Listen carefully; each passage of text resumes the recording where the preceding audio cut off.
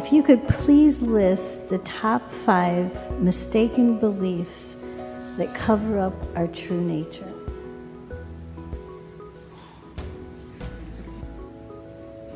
I'm just going to give you the top one belief. Okay. That's what I figured. But... And that is the belief that our true nature can be covered up.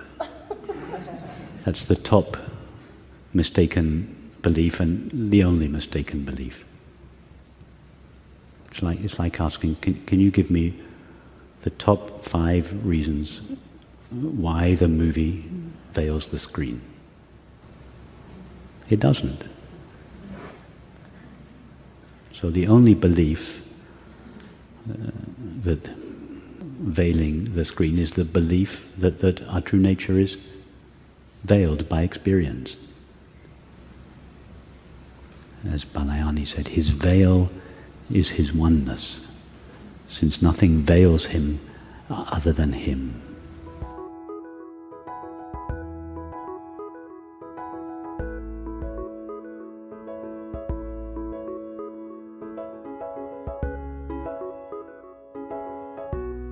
Could you guide me through your way of going back to settling? Well, if I were to ask you now, what is it that is aware of the sensation of your hand on the mic? Where do you go to find the answer? Not what is the answer. Where do you go to find the answer? You don't go to the sensation. The question is, what is it that is aware of the sensation? You don't go to your thoughts, because a thought is not aware of something. You don't go to a feeling. A feeling cannot be aware of something. A feeling is something we are aware of. So what is it that is aware of the sensation of your hand on the mic, or the sound of my voice, or the sight of this room?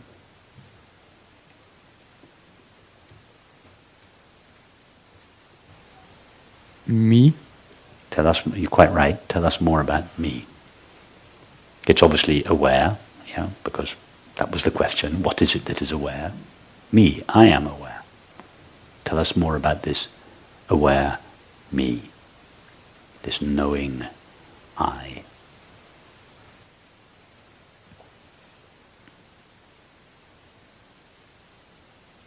Well, it perceives things. It perceives things, okay. It's perceiving, it's a knowing, perceiving I. It perceives things, but it is not itself one of those things, yes? And that's all? Okay, that's true, but if you were to do your best with words, try to name, they're not really qualities, but try to name its qualities. If you were trying to describe it, what it tastes like. It doesn't really taste of anything, but you know what I mean. If you're trying to describe it, try to use adjectives. What kind of adjectives would you use? Can it ever be disturbed, for instance? I don't know, I'm having a hard time being with it and not... It feels like it's getting disturbed right now, so it's probably not it. But when you talk about it, when you refer to it as it, you refer to it as something other than yourself, something that you are aware of. Remember, it is you. You said it's me. It's not an it. It's not something out there that you're aware of. It's you. What you are aware of is often disturbed. But is that which is aware of those disturbances itself disturbed?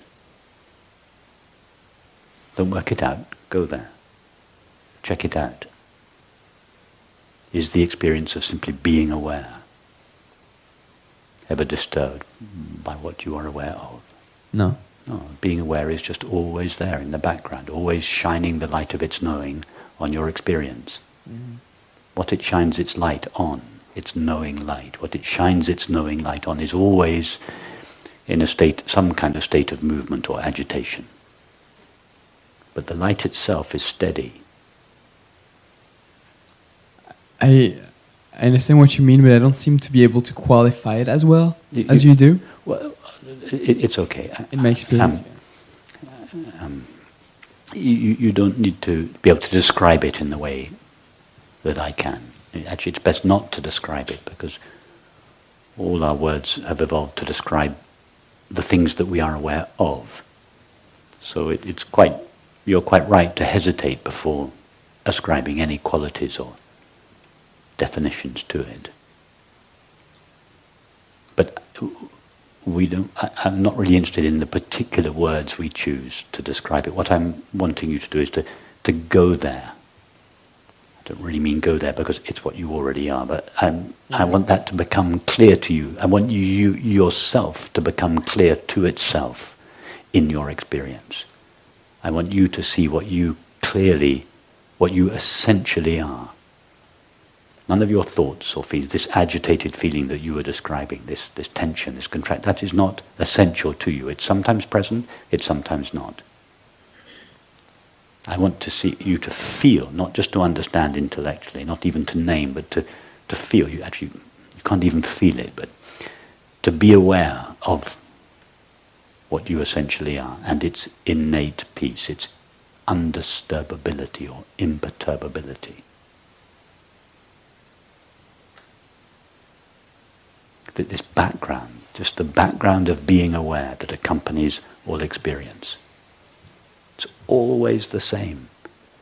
Whether you're having a migraine, a deep depression, a moment of ecstasy, walking down the street, whatever you're experiencing, this background of it all happens against the background of being aware. And most of us are so exclusively focused on the foreground of our experience, the content of our experience, that we overlook the background. When I say most of us, I don't mean to imply that we are something other than the background. It's this background of awareness that loses itself in the foreground. So I'm just saying to this background of awareness, come back to yourself, notice yourself, be aware of yourself. Instead of contemplating the objects of experience, contemplate the knower of experience. Contemplate yourself, come back to yourself, know yourself as you are. Not some extraordinary or special or enlightened self, just the self that you are now. This ever-present, imperturbable background of being aware that accompanies all experience, irrespective of its content. That's the answer to your question your question was, can you say something that will help me settle again? I feel this tension when I come here and you ask me. I'm trying to guide you to that which is already settled in you. It doesn't need settling, it's already settled. It's always settled. The screen is never agitated by the content of the movie. So you don't have to settle your experience, your anxiety, your nervousness. Don't touch it. That's just the conditioning of your body-mind. Just let it do what it's been conditioned to do. You take your stand as this background piece, just the simple experience of being aware, irrespective of what you are aware of. That's where to find this settling. And it's not always with you, it's always you. It's always available, however settled or unsettled you may be. It's always with you. It is you. And no experience has the power to veil it or obscure it unless we give that experience the permission to do so, in which case it will seem to do so. As soon as we withdraw that permission, then there it is, shining in the background of experience, being aware or awareness itself. It's never really obscured by experience. As soon as we soften the focus of our attention from the content of the movie, then the screen is plainly visible. In this case, we are the screen of awareness that is watching the movie of experience playing upon it. We have lost ourselves in our own creativity. So now we're just coming back to ourselves. We, awareness, the only self there is. It's just coming back to itself and noticing its ever-present, inherently peaceful nature. That's it. Yeah. It is. Thank you. And if you discover that, you've discovered the great secret in life. You have discovered that for which all people long, and that for which all people travel all the way around the world, seeking in objects, in substances, in activities, in relationships, in spiritual teachers, in meditations, in the whole paraphernalia of experience. That for which everyone longs is to be found just in knowing your being as it is, just knowing yourself, not as it might become in some marvelous enlightened state, but just your being as it is now. That is the great secret of life.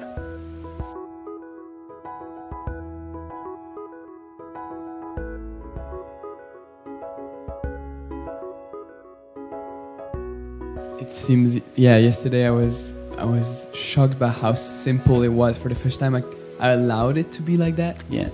Before I've watched thousands of videos of you and other spiritual teachers. And I was like, oh yeah, but I'm not there yet. Oh yeah, but I'm not there yet. And yesterday I just allowed it to be. Okay, let's say that's it. Yeah. You know? Yeah. And yeah, if we say it's that simple. Read the teachings of the great masters, Ramana Maharshi, the Buddha, Atmananda Krishna Menon. Did they ever make it complicated? Their followers did. Why? Because they didn't understand the simplicity of what their teacher was saying, and therefore all sorts of extraneous ideas became mixed with the essential message of these teachers. But the essential teaching was so simple. In the Sagadatta, he said, just take the thought, I am, and go there. That's basically it. That's what his teaching was. Everything else was icing on the cake for people that couldn't just get what he meant. But he basically, his answer to all questions was basically the same. Just take the feeling the feeling of being, and focus on it. He said focus, but what he meant was go there. What is the nature of that I? Go to what you call I in yourself and rest there. That's it. Everything else was icing.